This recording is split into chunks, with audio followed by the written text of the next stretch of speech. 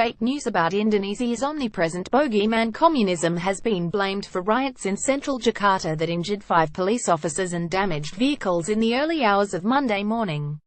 Police were forced to fire tear gas and water cannons to disperse anti-communist protesters who began to pelt police with water bottles and stones and attempted to force their way into the offices of the Jakarta Legal Aid Institute.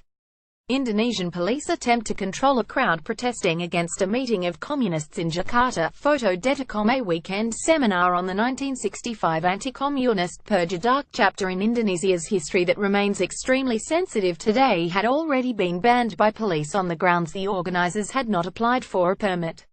But this did not stop crowds chanting "Crush the PKI," the now defunct Indonesian Communist Party, and surrounding the institute building.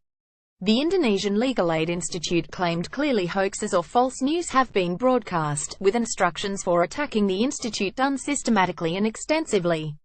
It asserted false claims included that the planned historical seminar was a re-emergence of the PKI and participants intended to sing Jenjogenya, one of the most controversial songs in Indonesia. Jenjogenya, which was adopted as a protest song by the PKI, was banned under the Suharto regime, amid military claims that female communists had tortured 6 generals while singing the song. People said "We are PKI, that's the hoax," Muhammad Isner from the Indonesian Legal Aid Institute told Fairfax Media.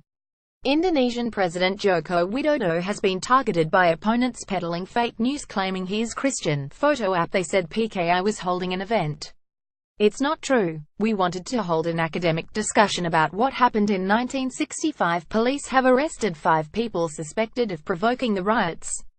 Basuki Ahok Cahayapurnama was subjected to a vicious smear campaign. Photo app. Jakarta Police spokesman Argo Yuwono told Fairfax Media that police had informed the institute that the planned seminar could not go ahead because the organizers did not have a permit. But Mr. Isner said the police were just making it up. Why would we need a permit for an internal, closed-door discussion in our own office? We hold discussions every day. Supporters conduct a candlelit vigil in Bali in support of Ahok.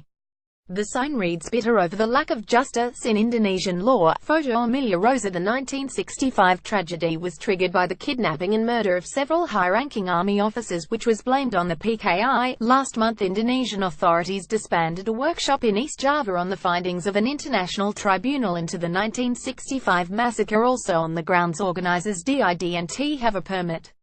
In 2015, the UBUD Writers' Festival cancelled sessions discussing 1965, the first act of censorship in the history of the popular international event.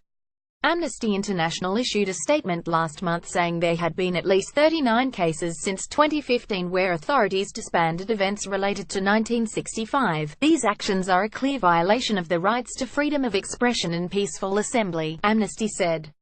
Asked if hoax news had inflamed tensions at the weekend, Mr. Argo said, "Listen, if people get together to make speeches, discussion, dialogue, they must notify the police. This should be understood by people who work in the legal business."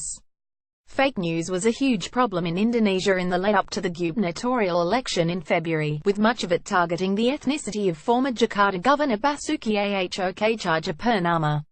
Hoax news included that Indonesia was being flooded by 10 million Chinese workers, that its new currency bore an image of the banned communist hammer and sickle, that a hoax-free human papillomavirus vaccine program could make girls infertile, and that China was waging biological warfare against Indonesia with contaminated chili seeds.